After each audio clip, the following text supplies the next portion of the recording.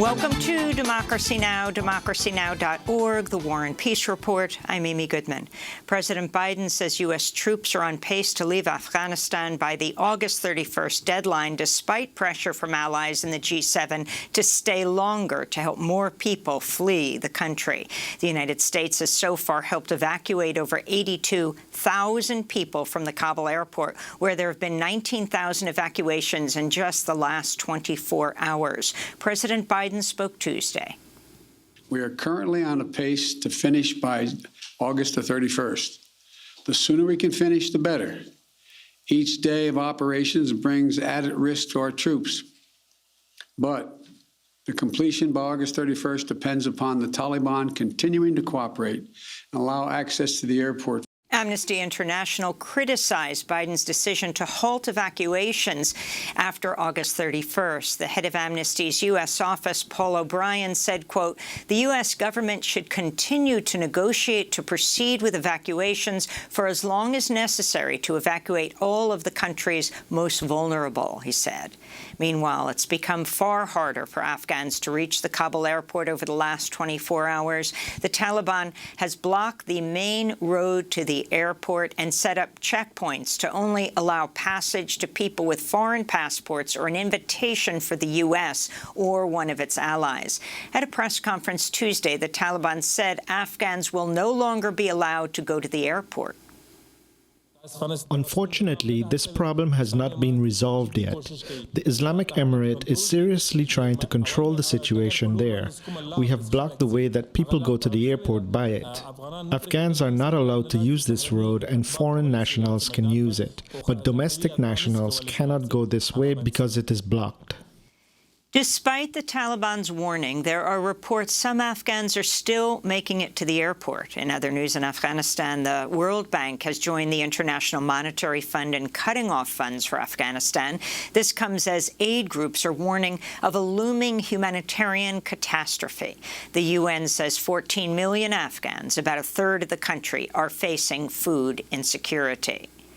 On Capitol Hill, the Democratic-led House has approved a $3.5 trillion budget resolution to vastly expand the social safety net and combat the climate emergency. Not a single Republican voted to move the process forward. In a deal to win support from conservative Democrats, House Speaker Nancy Pelosi agreed to set a September 27th deadline to vote on a separate bipartisan $1.2 trillion infrastructure bill. Many progressive lawmakers are demanding a vote on the $3.5 trillion plan prior to the bipartisan infrastructure deal. The House has also voted to pass the John Lewis Voting Rights Advancement Act, which aims to restore key provisions of the 1965 Voting Rights Act that were gutted by the Supreme Court. Every Republican voted against the bill. The legislation is named after the civil rights icon John Lewis, who served in Congress for more than 3 decades. Georgia Congressmember Nikema Williams, who represents Lewis's former district, praised the legislation. Congressman Lewis taught us that when you see something that is not fair, not just, not right, you have a moral obligation to find a way to get in the way. The voter suppression laws that have been enacted across the country and what is happening in my home state of Georgia is the very definition of the good trouble that John Lewis taught us to get into to push back against. We might not be counting jelly beans in a jar, but make no mistake, they seek the same purpose: to stop people who look like me from accessing their right to vote. In immigration news, the Supreme Court has revived the contested Trump-era Remain in Mexico program. Tuesday's ruling comes after a federal judge in Texas and Trump appointee last week ordered the Biden administration to reinstate the 2019 policy, formerly known as the Migrant Protection Protocols, or MPP. The program forced some 68,000 asylum seekers to wait in often extremely dangerous conditions in Mexico while their cases made their way through U.S. courts. Many reported kidnappings and facing brutal violence while waiting in Mexico. Immigrant justice advocates have vowed to continue fighting the policy. In related news, the group Human Rights First has tracked over 6,000 kidnappings, sexual assaults, and other brutal violence against asylum seekers who have been blocked from entering the United States at ports of entry or quickly expelled to Mexico since President Biden took office. The group's denouncing Biden's continued use of Title 42, a Trump-era policy that allows immigration authorities to expel asylum seekers without due process, citing the pandemic as justification. Meanwhile, social and environmental justice advocates are praising a federal judge's ruling, saying the Homeland Security Department and Customs and Border Protection broke the law by not properly looking into how increased militarization of the U.S.-Mexico border would harm the environment and wildlife. Monday's ruling comes after a 2017 lawsuit filed by Democratic Arizona Congressmember Raul Grijalva and the Center for Biological Diversity. The United States recorded 1,400 new COVID-19 deaths and 150,000 new cases Tuesday alone as the highly contagious Delta variant continues to spread. Oregon has become the first state to reinstate an outdoor mask mandate in most public settings. Hawaii's governor is begging tourists to stay away as the state deals with a surge in COVID cases. Meanwhile, the American Medical Association's called for broad vaccine mandates. In a statement, the group said, quote, "Now's the time for the public and private sectors to come together, listen to the science, and mandate vaccination." And in New York, Kathy Hochul announced a new mask mandate in the schools in her first address as governor. New York is launching a back-to-school COVID-19 testing program to make testing for students and staff widely available and convenient. I'm also immediately directing the Department of Health to institute universal masking for anyone entering our schools. Vice President Kamala Harris has announced the United States will provide 1 million additional COVID vaccine doses to Vietnam. Harris made the announcement earlier today during a meeting in Hanoi with Vietnam's Prime Minister. On Tuesday, Cuba announced it, too, would send vaccines to Vietnam, in addition to sharing vaccine technology to help Vietnam make its own vaccines. In other vaccine news, Johnson & Johnson has revealed it has developed a booster shot that provides 9 times as many antibodies as its original vaccine on its own. A Minnesota appeals court has denied an appeal aimed at halting construction of the Enbridge Line 3 tar sands pipeline in northern Minnesota. In a 2-to-1 ruling, the court upheld Minnesota Public Utilities Commission's approval of the 340-mile-long pipeline. More than 700 people have been arrested since June in Indigenous-led protests against the pipeline. Indigenous lawyer Tara Hauska of the Ginu Collective condemned Tuesday's ruling. Today's ruling from the Minnesota Supreme Court is yet another example of Minnesota not responding to the climate crisis, not respecting Indigenous sovereignty, and continuing to ignore what's happening in real time all around us with smoky skies, the world burning, the rivers in drought, and water protectors being brutalized by police that are being paid by Enbridge. In Brazil, thousands of indigenous people marched on the capital in Brasilia Tuesday, protesting far-right President Jair Bolsonaro. Delegates from 140 indigenous tribes have set up a week-long encampment in Brasilia to demand protection of their ancestral land and cultures. In Colombia, advocates are demanding justice for 27-year-old Esteban Mosquera, a student leader who was shot dead in his hometown of Popayan on Monday. Witnesses say 2 men on a motorcycle shot him near his home. In 2018, he lost an eye after Colombian riot police threw a stun grenade at him.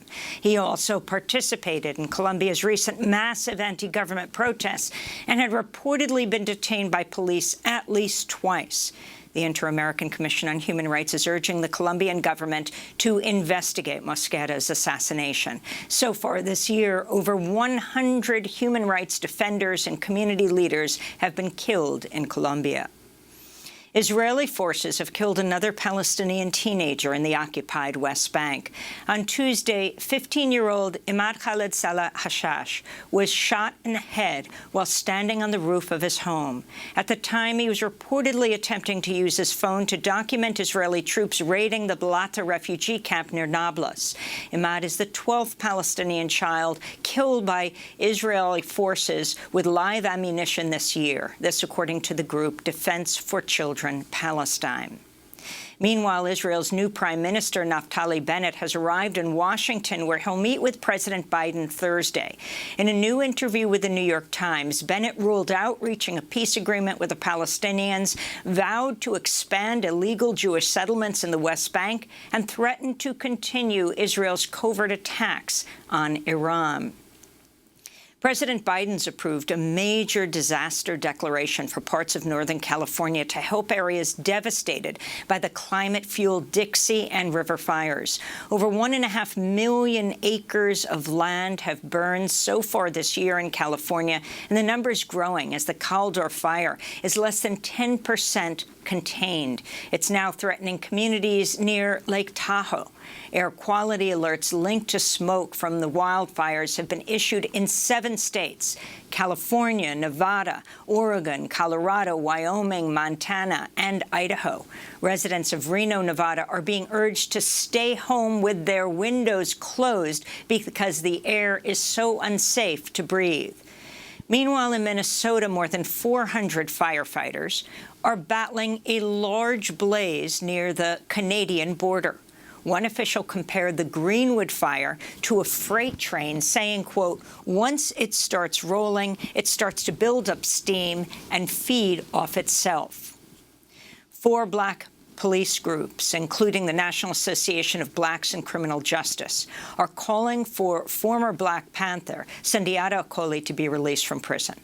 The 84-year-old activist has been locked up for nearly half a century. Acoli was convicted of killing a state trooper on the New Jersey Turnpike in 1973. He has long said police ambushed his car, which was also carrying 2 fellow members of the Black Liberation Army, Zaid Malik Shakur, who was shot to death, and Asada Shakur. She was imprisoned over the incident, but later escaped to Cuba, where she has lived with political asylum. The Black police groups say Sundiata Acoli's continued imprisonment after more than 4 decades is, quote, an affront to racial justice. The former U.S.-backed dictator of Chad, Hissène Habré, has died in prison at the age of 79. In 2016, he was convicted of crimes against humanity and sentenced to life in prison. Habré was accused of killing as many as 40,000 people during his 8-year reign in the 80s after coming to power with help from the Reagan administration.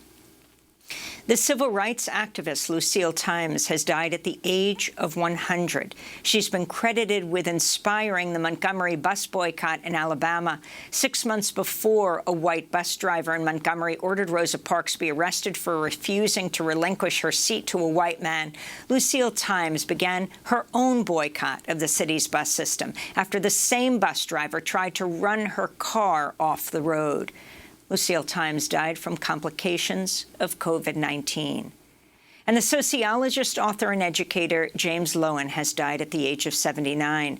He was the author of many books, including the bestseller Lies My Teacher Told Me, Everything Your American History Textbook Got Wrong. Loewen at once wrote, quote, "Telling the truth about the past helps cause justice in the present." And those are some of the headlines. This is Democracy Now!, democracynow.org, the War and Peace Report. I'm Amy Goodman.